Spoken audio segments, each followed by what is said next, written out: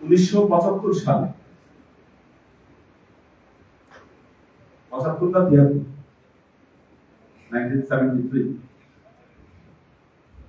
1973 তে আমাদের এই জায়গায় দরবার প্রতিষ্ঠিত হয়েছে। এর আগে আব্বা গোপীবাগ আমাদের ফয়েজ আহমদ ভাইয়ের বাসায় কোথায় ছিল কি রায় বাজার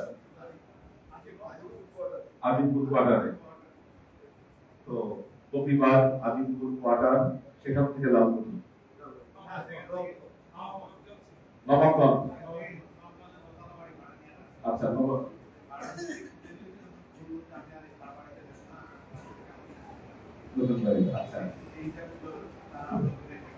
এটা এই জায়গায় চলে আসা হয়েছে 1973 থেকে এই আস্তানা গড়ে উঠেছে। এখনো গুগলে আমাদের পুরনো দরবারের ছবি আছে, গুগলে যদি সার্চ করেন স্ট্রিট ভিউতে সার্চ করলে আমাদের পুরনো দরবারের ছবি চলে আসে, সেটা দেখলে অন্যরকম একটা শান্তি লাগে। টিনের চাল ছিল, টিনের চালের নিচে হাড়বোর্ড, বৃষ্টি হলে পানি পড়তো, এরকম একটা পরিবেশ ছিল। ছোট একটা হলরুম ছিল, এক কোটির উপরে, প্রথমে 1 কোটির উপর, পরবর্তীতে আবার দোতলা করা হয়। আমার প্রথমটার কথা মনে আছে, প্রথম যেটা 1 খাম্বার উপর, ওটার কথা মনে আছে। তো আমাদের শেষ সেটার যে বাউন্ডারি ওয়াল, এটা একদম নিচে ছিল, ওটা তো কয়েকদিন আগে মারা হয়েছে, সেটার বাউন্ডারি ওয়াল পরবর্তীতে দোতলা করা হয় এবং নিচে হার্ডবোর্ড দেওয়া হয়েছে। বৃষ্টি হলে, আজকে যে বৃষ্টির দিন ছিল, বৃষ্টি হলে এমন পানি জমে যেত যে তখন দরবারের বাইরে আর দাঁড়ানো যেত না। ওই পাশে নারিকেল গাছ ছিল, এই পাশে মাদ্রাসা রুম ছিল আগে। আমার কিন্তু সব স্মৃতি স্পটে এখনো আমার মনে আছে। বড়ই গাছ ছিল, হ্যাঁ। দিনে দিনে আমাদের জৌলুস বেড়েছে।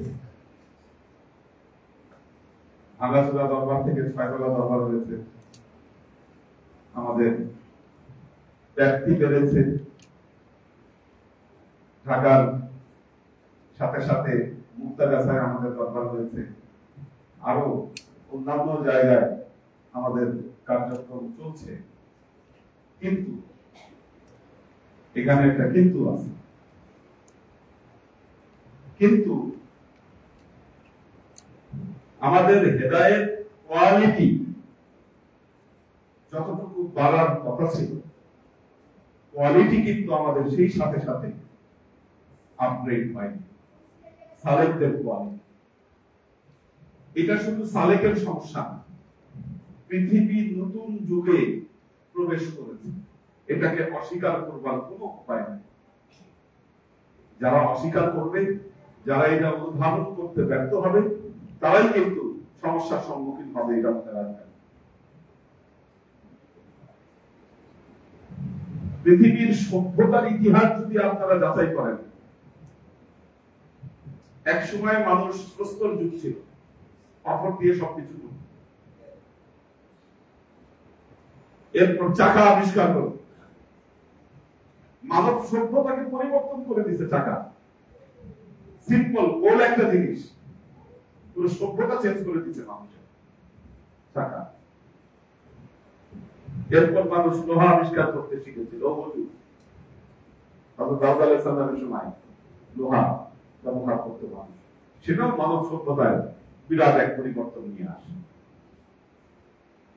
এরপর মানুষ পেট্রোল আবিষ্কার করলো, পেট্রোল, কেরোসিন, কয়লা, ধাপে ধাপে প্রথমে কয়লা, কেরোসিন, পেট্রোল, এগুলো যখন আবিষ্কার করলো, সভ্যতার ইতিহাসে আরো নতুন নতুন চমক যুক্ত হলো। এগুলো তো ছিল না। এক সময় মানুষ বিদ্যুৎ আবিষ্কার করলো, এটা তো সারা পৃথিবীতে মানে আলোড়ন ফেলে দিল বিদ্যুৎ। আপনি চিন্তা করেন বিদ্যুতের আগে আর পরে। রেডিও আবিষ্কার করলো মানুষ, রেডিও।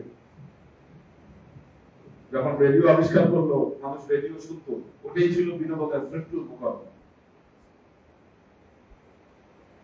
আমাদের আলেমরা কিন্তু প্রথম প্রথম ফতোয়া দিয়েছিল রেডিও শোনা যাবে না।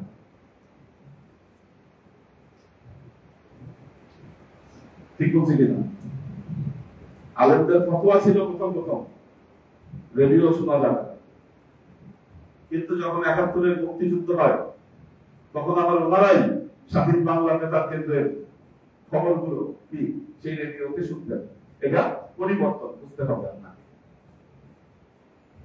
পরিবর্তনকে এমব্রেস করে দিতে হবে। টিভি আবিষ্কার হলো একটা সময়, টেলিভিশন। বাংলাদেশের বিটিভি মনে হয় বিকাল ৫টা থেকে রাত ১০টা পর্যন্ত চলছে সম্প্রচার। বিকাল ৫টা থেকে রাত 10টা পর্যন্ত সম্প্রচার চলছে, সারাদিন রাত না। ওই টেলিভিশন ছিলই না বাংলাদেশে। সাদা কালো টেলিভিশন, তার জায়গায় আসলো রঙিন টেলিভিশন। এরপর ডিশ অ্যান্টেনা আবিষ্কার হলো। আমরা দেখতাম এক সময়, এটা কত সাল আমার মনে নেই, ৯০-এর পরে, প্রত্যেকটা বাসার সাথে সাথে প্রায় যারা একটু ধনী না, তাদের বাসার সাথে সাথে ঢাকনা, উল্টা ঢাকনা, ডিশ অ্যান্টেনা। আমরা যেটা বলতাম, ওই ডিশ অ্যান্টেনা থাকলে দেশ বিদেশের সব চ্যানেল দেখা যায়। এরপর ওইটাও লাগলো না, কেবল শুরু হয়ে গেল সব জায়গায়। সভ্যতা আগাতে আগাতে আমরা একবিংশ শতাব্দীতে এসে আমরা নতুন এক জগতে প্রবেশ করলাম, সেটা হলো ডিজিটাল যুগ। এখন হলো এআই প্রযুক্তি। আজকে আমি পরীক্ষার হলে ডিউটি দিতে গিয়ে এক ছেলের নকল করলাম, এআই প্রযুক্তির নকল। সে প্রশ্নের ছবি তুলে এআই তে দিয়ে দিছে, সব কোশ্চেনের অ্যান্সার ওখানে রেডি করে দিয়েছে। আমি যখন নকলটা ধরলাম, দেখলাম যে তার সব কোশ্চেন গুলো রেডি করা, তার ফোনের মধ্যে অ্যান্সার রেডি করা। অবাক হলাম যে কোথা থেকে পেলো এটা। আমি আবার চিন্তা করলাম যে এরকম চক্র কাজ করতেছে কেন করে। আমাদের একজন ম্যাডাম আছে, তাকে ডাকাই আমার সব মেয়েদের মোবাইল চেক করলাম, আর কারোর কাছে মোবাইল আছে কিনা, বা ছেলেদের আর কারোর কাছে মোবাইল আছে কিনা। আমার মনে হলো যে বাইরে থেকে কেউ এটা রেডি করে দিচ্ছে কিনা। পরে তার মোবাইল ঘাটতে ঘাটতে বুঝলাম যে না, সে একটা সফটওয়্যারের মধ্যে এই ছবিটা দিয়েছে, আর সেই সফটওয়্যার তার সব কোশ্চেনের অ্যান্সার রেডি করে দিয়ে দিয়েছে। মোবাইল সহ জব্দ করে তাকে এক্সপোজ করে দেওয়া হয়েছে।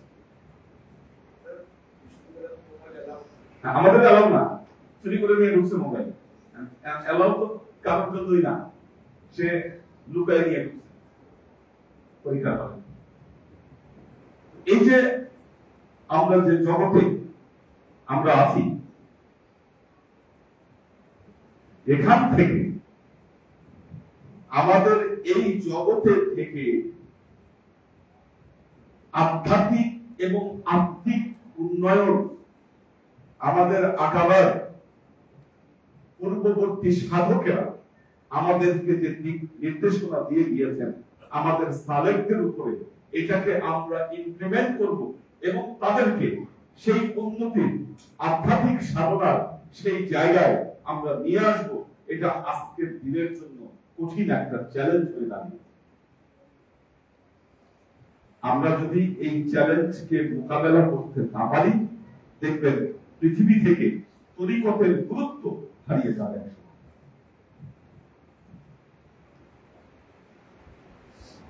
আমরা এমন এক যুগ,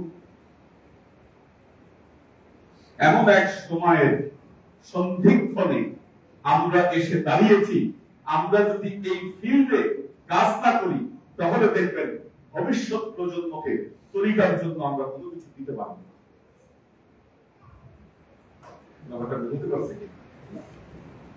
এখন চতুর্থ শিল্প উন্নয়নের যুগ আমরা বলি, এটা চতুর্থ শিল্প উন্নয়নের যুগ। শিক্ষা ব্যবস্থায় আমাদের ব্যাপক পরিবর্তন আসছে। জেনারেল শিক্ষা ব্যবস্থায় ব্যাপক পরিবর্তন আসছে। এখন মানুষ চিন্তা করছে outcome based learning, outcome based learning method আমরা অ্যাপ্লাই করছি ক্লাসে, যে আসলে আউটকামটা কি সালেক্টেড বা যারা ক্লাসে যারা স্টুডেন্ট তাদের।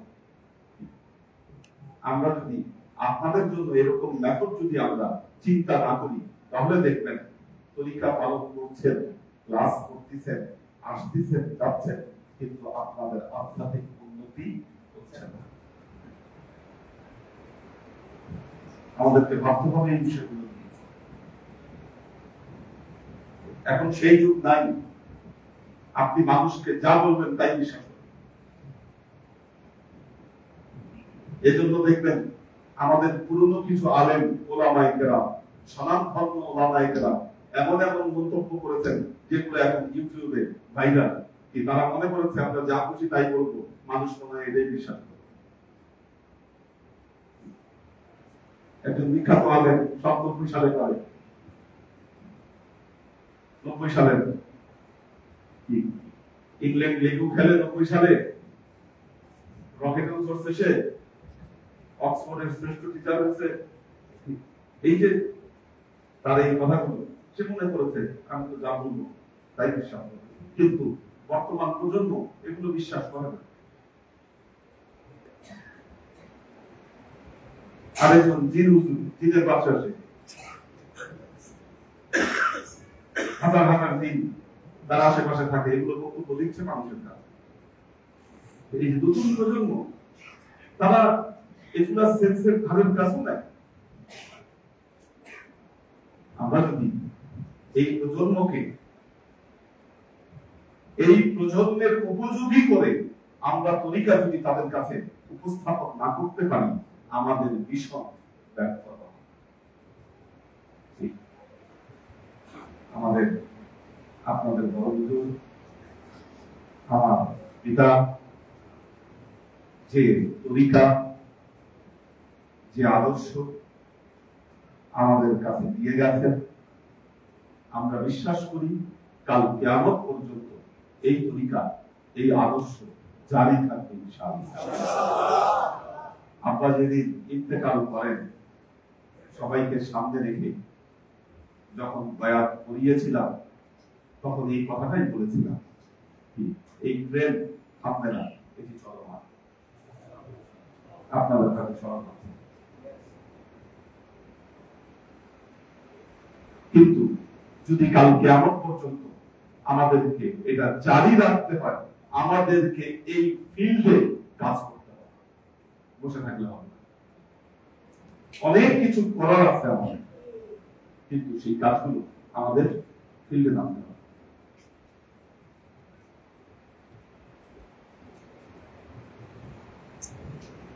আপনারা যারা গঠনমূলক কাজে আগ্রহ কম,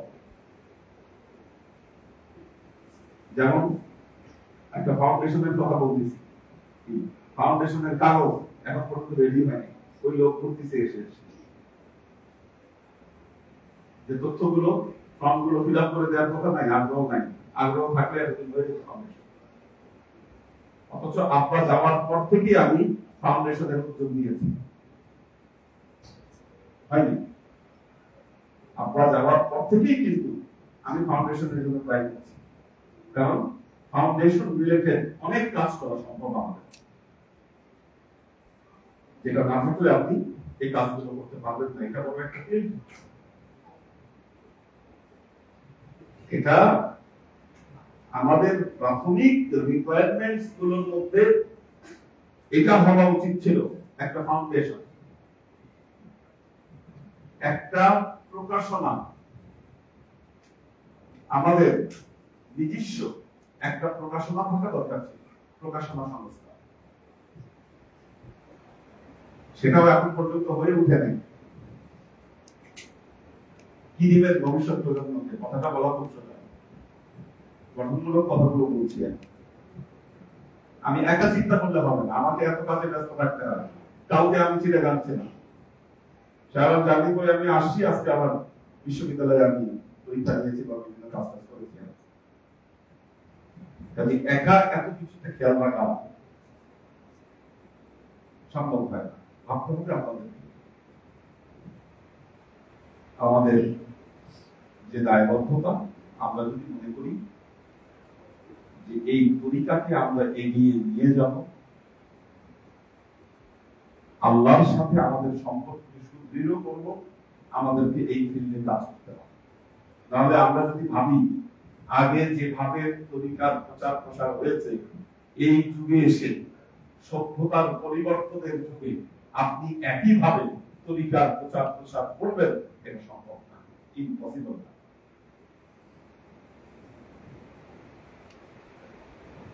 আমাদের সালেদের জন্য ডায়েরি মেইনটেইন করতে হবে, ডায়েরি, একটা ডায়েরি তৈরি করতে। আমরা যে ওজিফার কাগজ হাতে দিই, এই ওজিফার কাগজ না দিয়ে একটা ডায়েরি ধরে দিলে দরবার সম্পর্কে সেসব তথ্যগুলো পাবে, ওখানে ওজিফা পাবে, আমাদের মেন মেন কোন কোন দিনগুলোতে আমাদের অনুষ্ঠান হয়, অনুষ্ঠানগুলো কোন কোন দিনে হয়, সেটার টোটাল একটা লিস্ট তারা সেখানে পাবে। তারপরে আমাদের এই যে বলেছি, যারা ইয়াং সালেক প্রতি মাসে একবার অন্তত পক্ষে তার মুর্শিদের সাথে দেখা করা উচিত, যোগাযোগ করা উচিত, তার আধ্যাত্মিক উন্নতির বর্তমান কি অবস্থা, এটা। কারণ আপনাদেরকে চেক এন্ড ব্যালেন্স হচ্ছেন, ক্লাস করতেছেন, যাচ্ছেন, কিন্তু চেক এন্ড ব্যালেন্স এটা কিন্তু আপনাদের মধ্যে হচ্ছে না। আমরা একসময় নরমালি এখানে ক্লাস করতাম, যখন আমরা এই ক্লাসটাকে যখন ডিজিটালাইজেশন করেছি, এখন সারা বাংলাদেশের মানুষ আমাদের দরবার সম্পর্কে জানে। এটা না করলে তো জানতো না।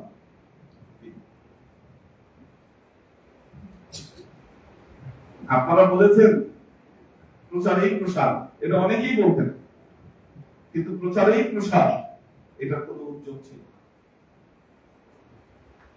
প্রবলেম গুলো হলো আমাদের এই।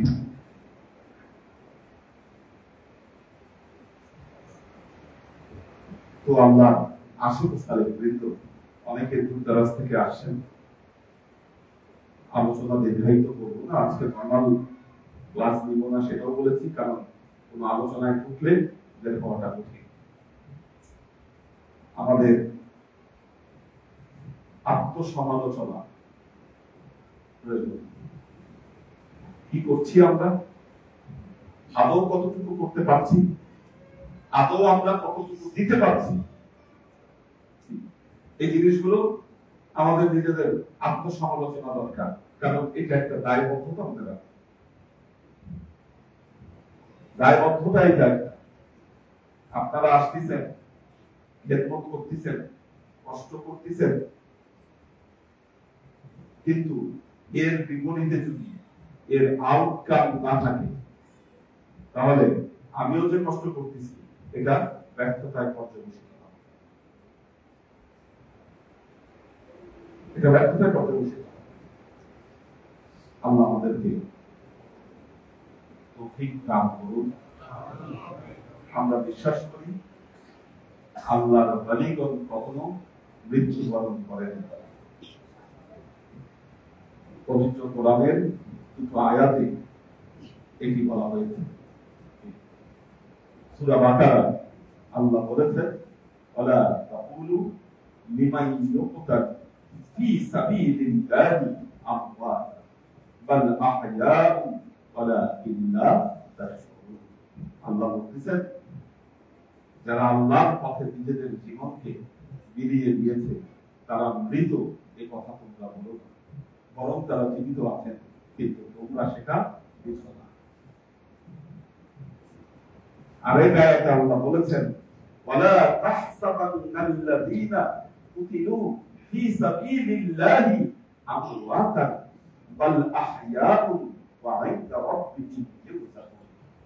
যারা আল্লাহর পথে নিজেদের জীবন বিলিয়ে দিয়েছে তারা মৃত, এই কথা তোমরা ধারণাও করো না, চিন্তাও করো না, বরং তারা জীবিত আছেন এবং আল্লাহর তরফ থেকে তারা রিজিক প্রাপ্ত হচ্ছে। ফারিহিনা বিমা আতাহুমুল্লাহু মিন ফাদলিহি, আল্লাহ তাদেরকে যে অনুগ্রহ এবং করুণা তাদের প্রতি দেখিয়েছেন, এই আগ্রহ এবং করুণা নিয়ে তারা সন্তুষ্ট চিত্তে রয়েছে। ওয়ায়াস্তাবশিরুনা বিল্লাযীনা লাম ইয়ালহাকু বিহিম, তাদের অনুসারীদের মধ্যে থেকে এখনো যারা তাদের কাছে পৌঁছায় না তাদের জন্য এই সুসংবাদ নিয়ে বসে আছেন, লা খাউফুন আলাইহিম ওয়ালা হুম ইয়াহজানুন, তাদের কোনো ভয় নাই, তাদের কোনো চিন্তা নাই।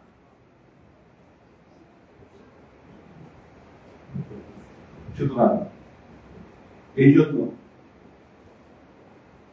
ওলিয়া উলিয়াদের ইসালে সওয়াব রেসান শারীরিক ভাবে হয়তো তারা উপস্থিত নেই, কিন্তু আত্মিক ভাবে তাদের উপস্থিতি সুস্পষ্ট। আল্লাহ আমাদেরকে তৌফিক দান। সবাই সূরা ফাতিহা সাতবার, সূরা ইখলাস সাতবার দরুদ শরীফ পড়ুন।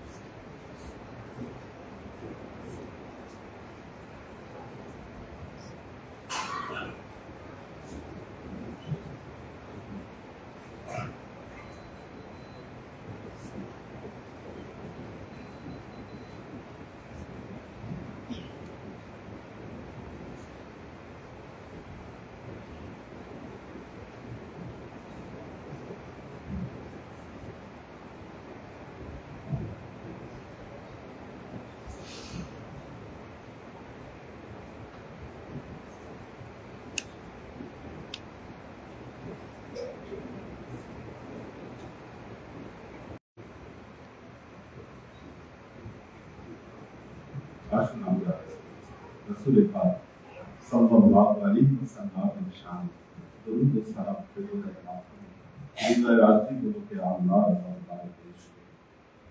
وأشرق البدر علينا واختفت به القلوب مثل حسنك ما رأينا قط يا وجه السرور.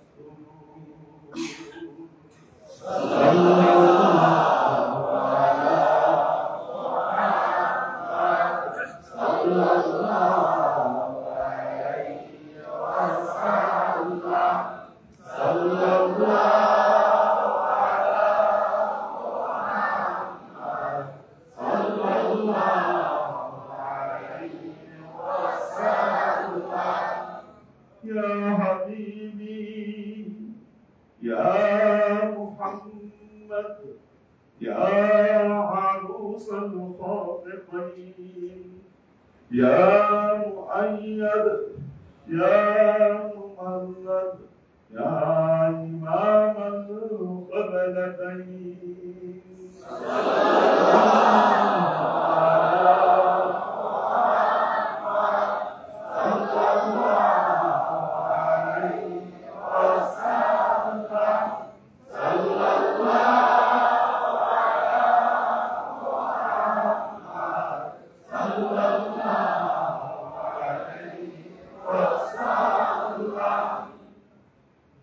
ووعينا عيسى حنات بالسور إلا إليك والغمام هلك ظلت والملا صلوا عليه.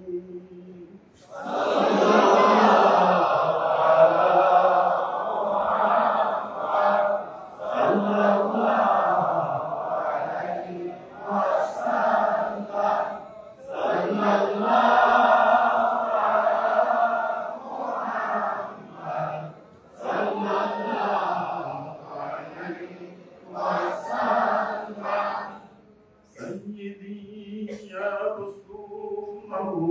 سلم عليك يا حبيب الله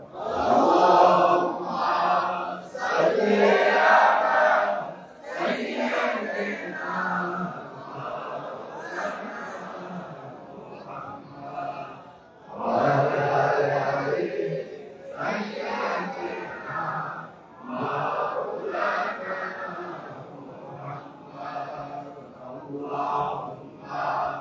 سيدنا وعلى آله سيدنا مولانا اللهم صل على سيدنا مولانا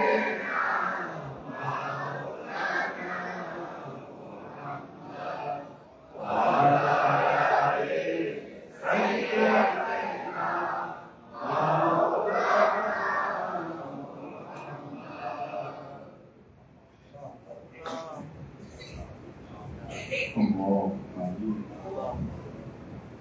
اللهم صل على محمد وعلى آل محمد كما صليت على إبراهيم وعلى آل إبراهيم إنك حميد مجيد اللهم بارك على محمد وعلى آل محمد كما باركت على إبراهيم وعلى آل إبراهيم إنك حميد مجيد ظلمنا أنفسنا وإن لم تغفر لنا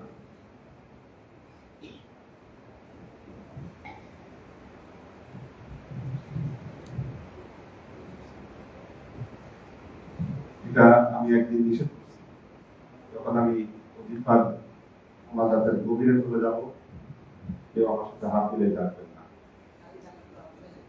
ঠিক আছে এগুলো মেনটেন করতে ربنا لا تزغ قلوبنا بعد إذ هديتنا وهب لنا من لدنك رحمة إنك أنت الوهاب اللهم إنك عفو تحب العفو واعف عني يا غفور رحيم اللهم نور قلوبنا بنور الإيمان ونور قلوبنا بنور الإسلام ونور قلوبنا بنور الإحسان وزين أخلاقنا بنور محمد صلى الله عليه وسلم اللهم إنا نسألك علما نافعا رزقا واسعا عملا مقبولا شفاء من كل داء قلبا خاشعا ذكرا ذاكرا إيمانا كاملا توبة قبل الموت رحمة عند الموت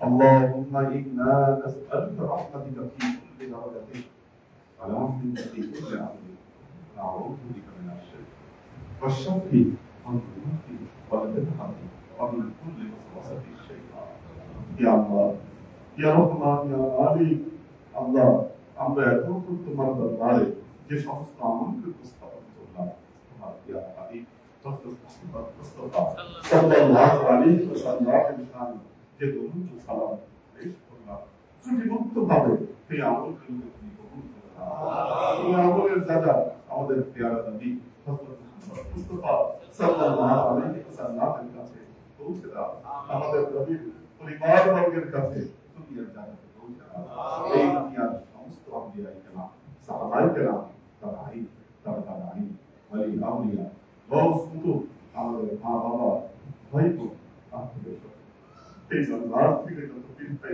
চলে গেছে সবার মধ্যে তুমি এর জান্নাতে পৌঁছে দাও আল্লাহ সর্বোপরি আল্লাহ আমাদের মরহুম মুর্শিদ শাহ মোহাম্মদ আব্দুল হালিম রাহমাতুল্লাহ আলাইহির কাছে আল্লাহ তুমি এর জান্নাতে পৌঁছে দাও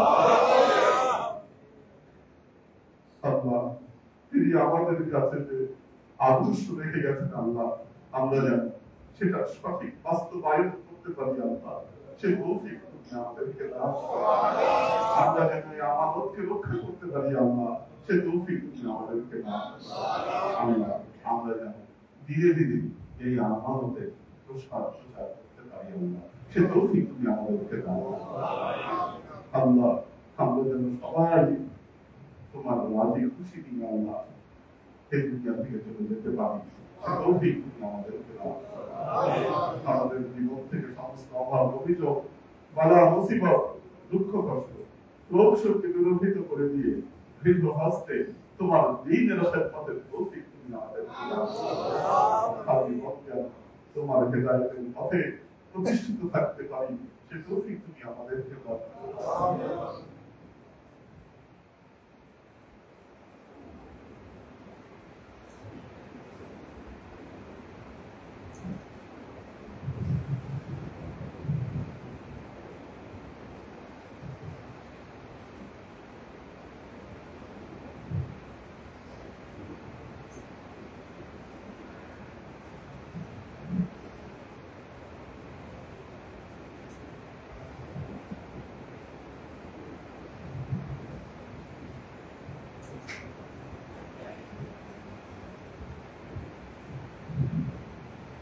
كريما ببرشا برحالنا بحسن أسير كما بالأول نضالي غير فريد الراس تؤي راسي أمرا خطابات ونار كاي كمين بخشت روح جهان من چگونه تو بیداری در نار ای خدا آپ یہ امداد یار دست دیر و ضرب نارا در گذر گر خطا گفتیم و اصلاحش کن مستقیم ای سلطان سبحان ربك رب العزة عما يصفون سلام على المرسلين والحمد لله رب العالمين واجعل آخر كلمتنا عند الموت لا إله إلا الله محمد